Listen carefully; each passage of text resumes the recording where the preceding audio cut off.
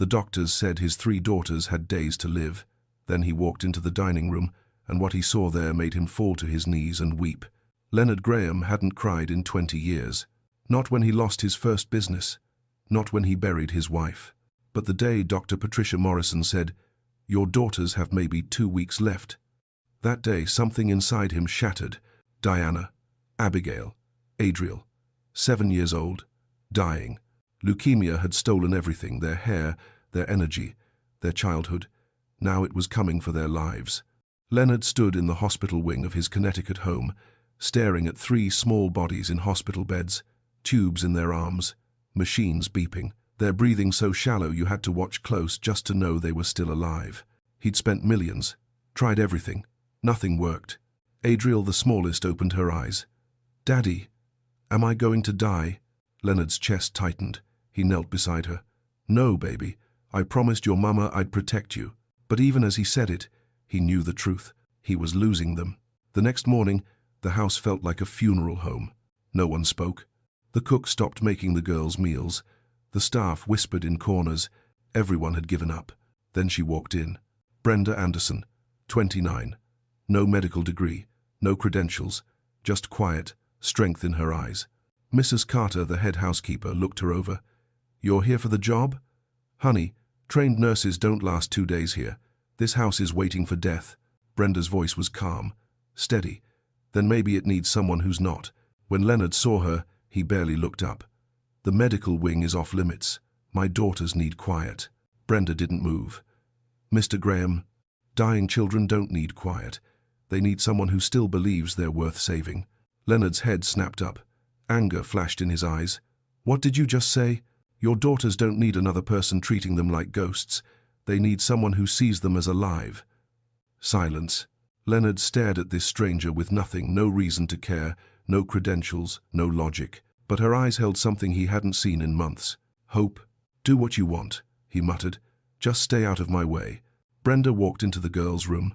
3 hospital beds, white walls. The smell of medicine and death. She took off her gloves, touched Diana's face with her bare hand. Diana's eyes opened. "Who are you?" "Someone who's staying." Abigail stirred. "Are you a nurse?" "No, sweetheart. I'm just someone who believes tomorrow's coming." Adriel whispered. "Everyone treats us like we're already gone." Brenda knelt beside her. "I don't see death when I look at you. I see 3 girls who still have fight left, and I'm not giving up." That night, she sang to them, a soft lullaby. For the first time in months, they slept without fear. Brenda whispered into the darkness, "I couldn't save you, Naomi, but I'll save them." And God, who sees every tear, every prayer, was already moving. But what Leonard didn't know was that in 3 days, everything would change.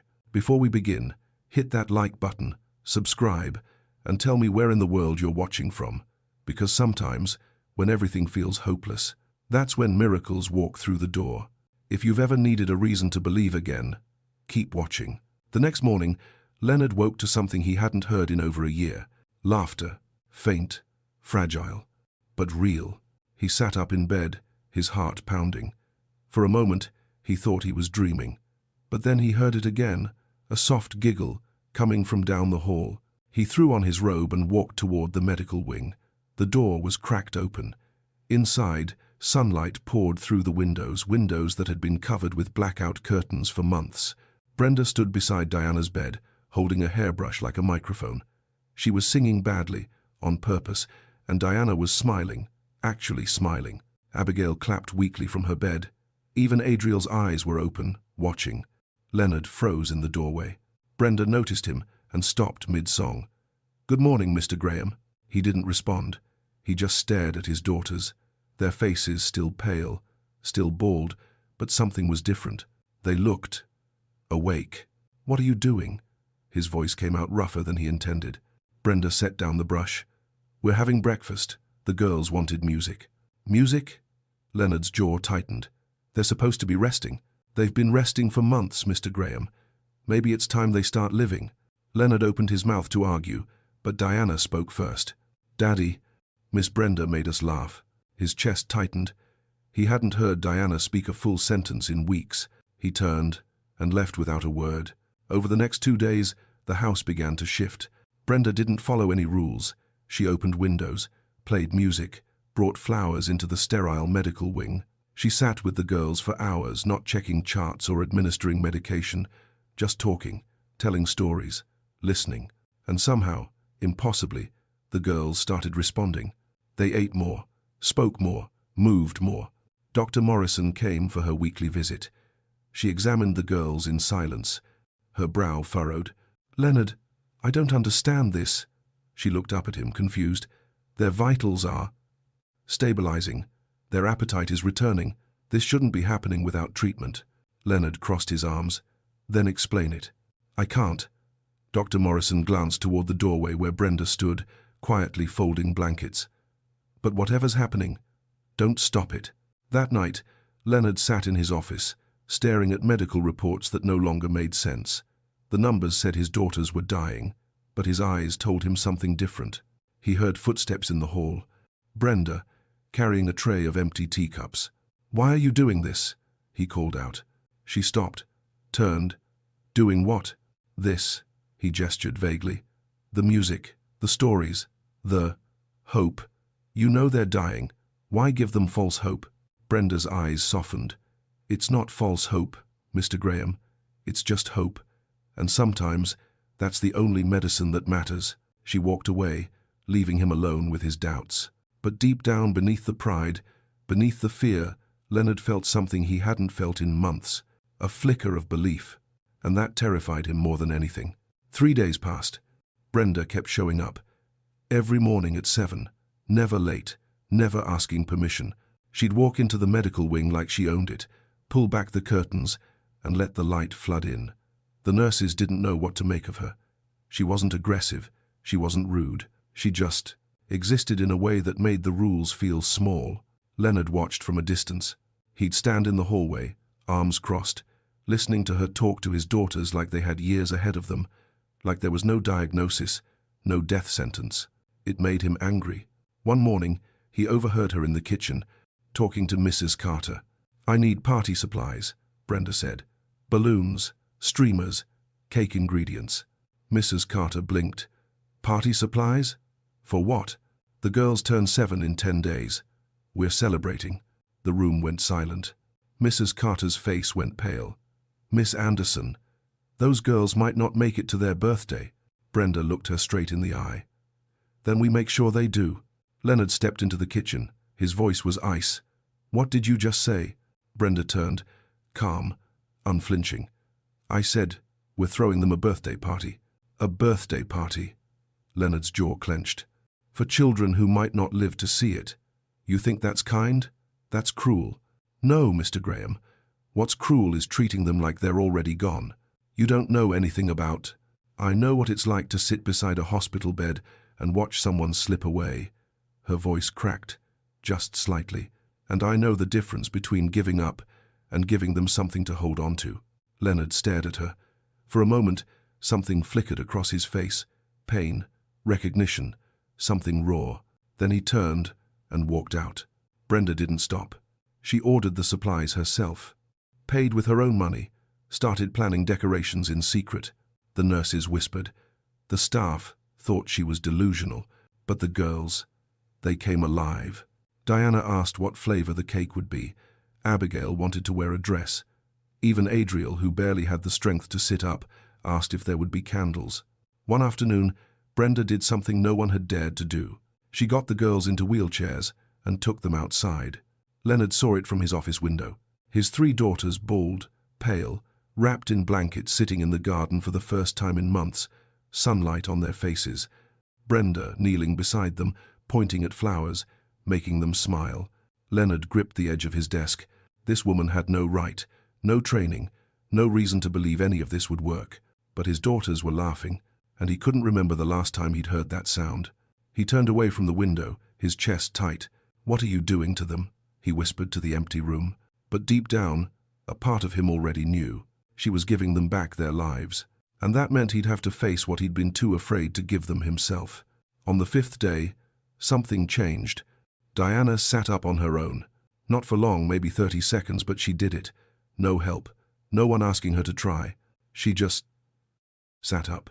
Brenda was reading to them when it happened. She paused mid-sentence, watching Diana's small frame straighten against the pillows. "Look at you," Brenda whispered, her voice thick with emotion. Diana smiled, weak but real. "I wanted to see the picture." Abigail reached out and touched her sister's hand. "You did it, Di." Even Adriel turned her head, watching with wide eyes. It was small, so small, but it was everything. Dr. Morrison came that afternoon for her scheduled checkup. She examined Diana in silence, then moved to Abigail, then Adriel. When she finished, she just stood there, staring at her clipboard. "What is it?" Leonard asked from the doorway. Dr. Morrison looked up. Her face was pale. "Their white blood cell counts are improving." Leonard straightened. "Improving? How much?" "Enough that I had the lab run the tests twice." She shook her head. "Leonard, this doesn't happen. Not without active treatment. Not with leukemia this aggressive." "So what are you saying?"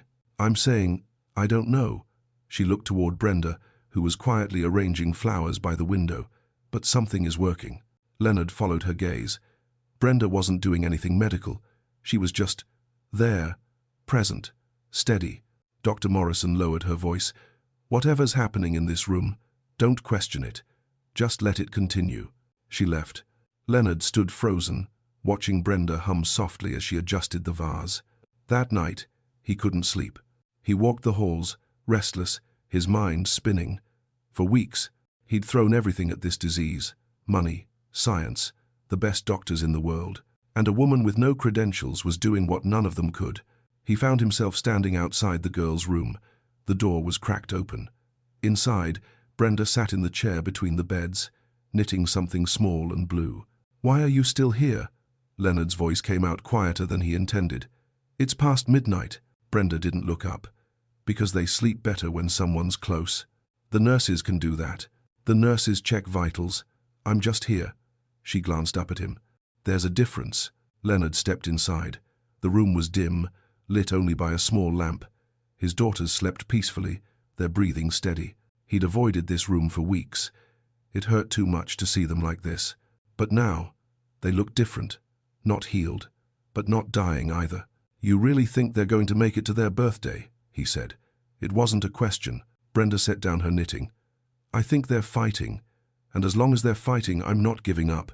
Leonard looked at her. Really looked at her. "Who are you?" he asked quietly. Brenda's eyes held something deep, something broken and beautiful all at once. "Just someone who made a promise," she whispered. Leonard wanted to ask more, but something in her voice stopped him. He turned to leave, then paused at the door. "Thank you," he said, so quietly he wasn't sure she heard. But when he glanced back, Brenda was smiling, and for the first time in months, Leonard Graham felt something he thought was gone forever. Hope. Leonard started avoiding the medical wing, not because he didn't care, because he cared too much. Every time he walked past that door and heard his daughters laughing, actually laughing, it broke something inside him, something he'd worked years to build. Control, distance, the belief that emotions made you weak. He'd spent his whole life believing that money and power could solve anything. Now a woman with nothing was proving him wrong. It ate at him. On the 7th day, he found Brenda in the kitchen, writing a list. Balloons, streamers, rainbow cake ingredients. He stood in the doorway, watching her. She hadn't noticed him yet. "You're really doing this," he said. Brenda looked up. No surprise, no fear, just that same calm she always carried. "Yes, they have less than a week left." His voice was harder than he meant it to be. "You're setting them up for disappointment." Brenda set down her pen. "No, Mr. Graham, I'm giving them something to look forward to. There's a difference. What if they don't make it? What if they do?" Leonard's jaw tightened. He stepped closer, his voice dropping. "You don't understand what it's like. To watch someone you love slip away. To know you can't stop it." Brenda's eyes flickered with something pain, maybe. But she didn't look away. "You're right," she said quietly. "I don't understand what that's like." The lie hung in the air between them. Leonard could feel it, but he didn't push. "I'm their father," he said. "I know what's best for them." "Then why haven't you spent more than 5 minutes in their room this week?" The words hit like a punch. Leonard stared at her, anger rising in his chest. "How dare you?" "I'm not trying to hurt you, Mr. Graham." Brenda's voice was gentle but firm. "I'm trying to help you see them, really see them, before it's too late." Leonard's hands clenched into fists.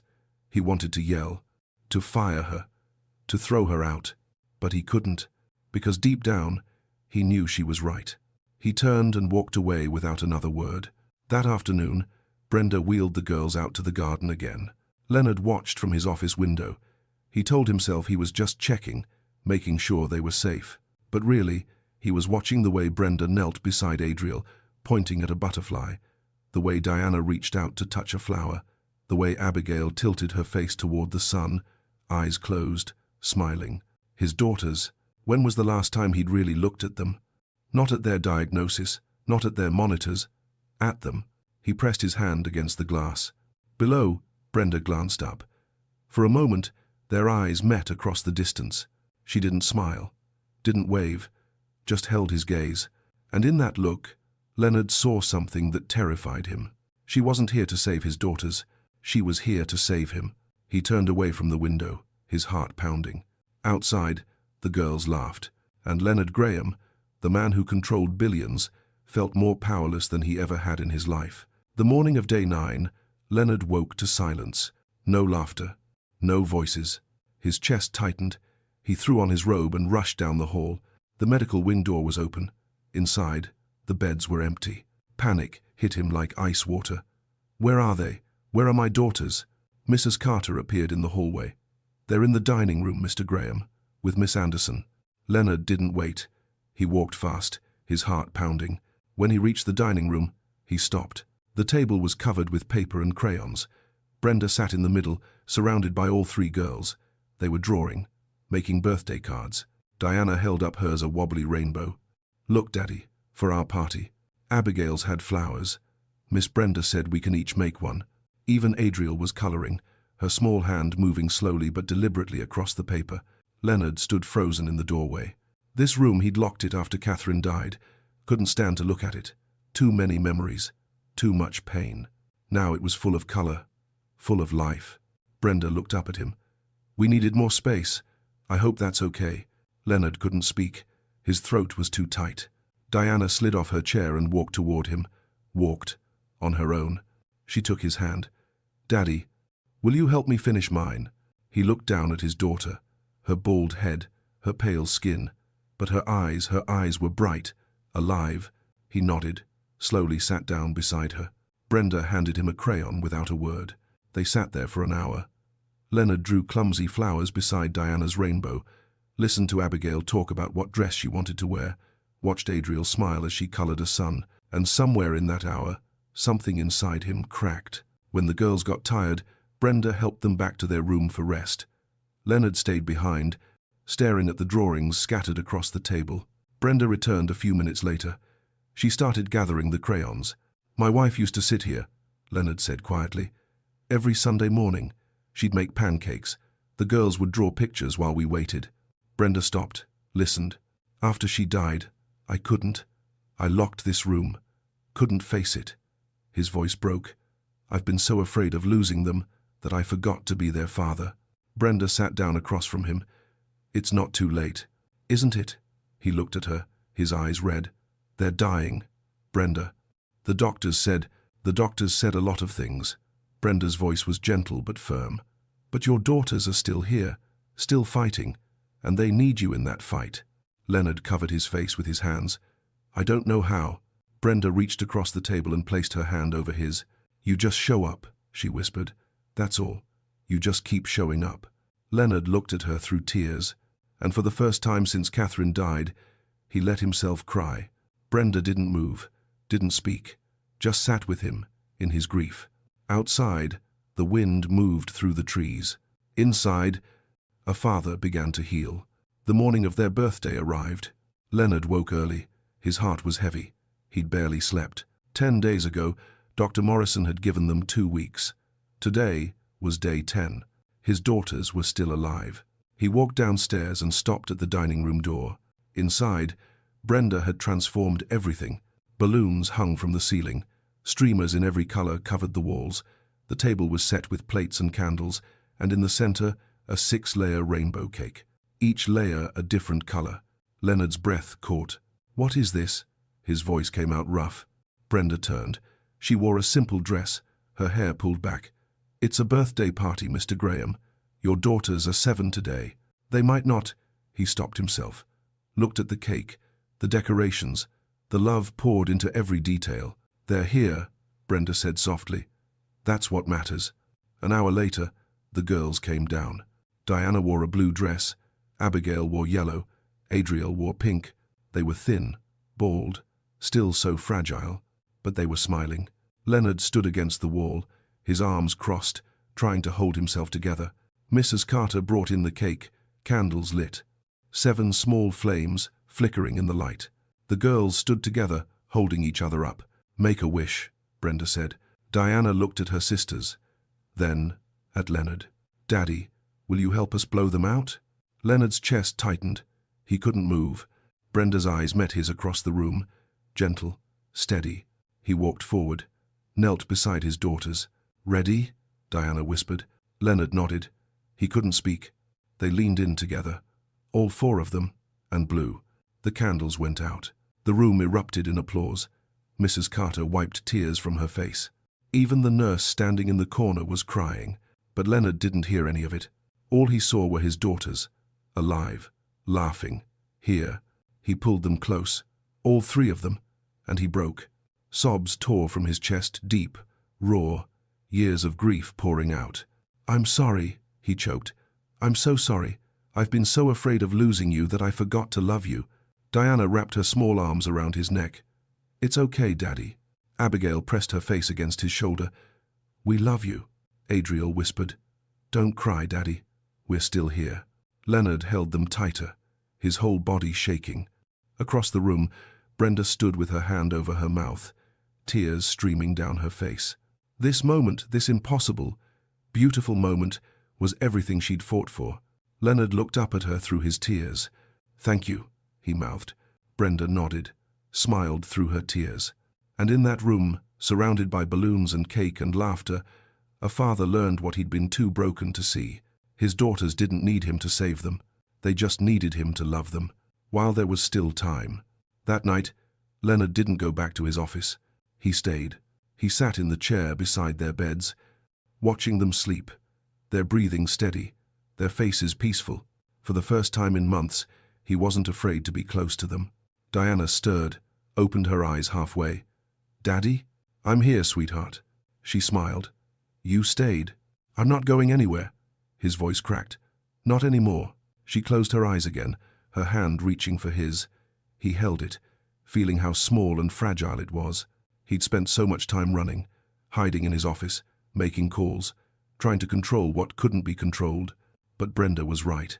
All they needed was him, present, here. The next morning, something shifted in the house. Leonard didn't retreat to his office.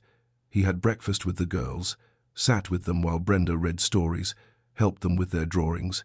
He was clumsy at first, didn't know what to say, how to just be. But they didn't care. Diana asked him to help her color. Abigail wanted him to braid the wig she wore sometimes. Adriel just wanted him to sit close. And Leonard did. One afternoon, he found Brenda in the hallway, folding blankets. "I owe you an apology," he said quietly. Brenda looked up. "For what?" "For fighting you. For not trusting you." He paused. "For not seeing what you were really doing." Brenda smiled softly. "You were protecting them. That's all you knew how to do. You taught me something better." His voice was thick. "You taught me how to love them." Brenda's eyes filled with tears. She didn't speak, just nodded. That evening, Leonard sat in the garden with the girls. The sun was setting, casting golden light over everything. Abigail leaned against his shoulder. Diana played with a flower in her hand. Adriel sat in his lap, quiet but content. "Daddy," Diana said, "are we going to be okay?" Leonard's throat tightened. He wanted to lie, to promise them forever. But he'd learned something in the last 2 weeks. Truth wrapped in love was better than false hope. "I don't know, sweetheart," he said gently, "but I know we're together, and that's what matters." Diana thought about that, then nodded. "Okay." They sat in silence, watching the sky turn pink and orange. Leonard closed his eyes, felt the weight of his daughters against him, the warmth of the fading sun. He whispered a prayer, something he hadn't done since Catherine died. "Please, if you're listening, give us more time." The wind stirred the trees, and for a moment, everything felt still, sacred, like God was close enough to hear. But Leonard didn't know. In 2 days, everything would shatter. 2 nights later, the storm came. Winter hit Connecticut hard. Snow fell thick and fast. The wind howled against the windows, rattling the glass. By evening, the power flickered.